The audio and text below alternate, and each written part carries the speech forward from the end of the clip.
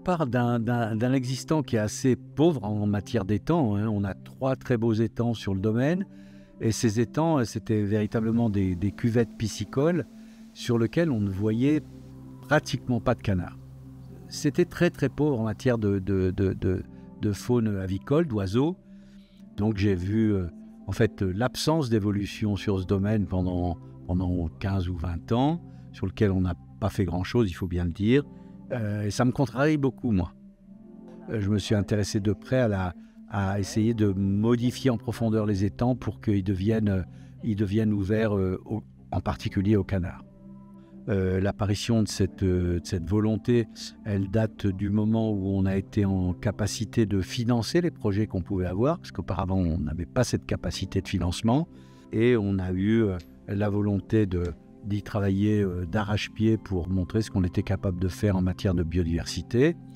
Le début des travaux date de 6 ans, 5-6 ans.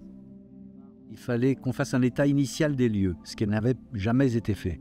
Il nous fallait embaucher des profils un petit peu différents des profils qu'on avait l'habitude d'embaucher ici, c'est-à-dire des techniciens cynégétiques, des spécialistes de la chasse. On s'est plutôt tourné vers des profils d'ingénieurs agro. Et on a effectivement embauché des jeunes, qui n'étaient d'ailleurs pas du tout forcément chasseurs, hein.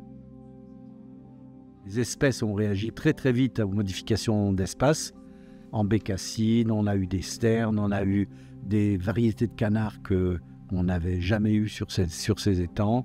Et on a eu, il y a 2 ans, en période hivernale, on a eu 3 jours avec 400 ou 500 canards sur les étangs. Donc ça, c'était un vrai bonheur. C'est un vrai bonheur de voir que le travail qu'on a inauguré là porte ses fruits. Le but, c'est de voir des oiseaux, de voir des animaux le plus possible en milieu ouvert, en toute liberté et à tout moment de l'année. C'est ça l'objectif. Voilà. Il faut qu'on montre à l'opinion publique qu'on est engagé très concrètement sur des projets de réhabilitation, sur des milieux naturels, sur des projets d'éducation à la nature. Il faut qu'on montre ça à l'opinion publique. Si on ne montre pas à l'opinion publique ce qu'on est profondément, c'est-à-dire profondément des amoureux de la nature, notre combat, il est perdu. Et ça, c'est une leçon d'optimisme pour tout le monde. Il faut que chacun se persuade qu'on peut agir pour la biodiversité, on peut agir pour que les milieux soient favorables, soient propices aux espèces.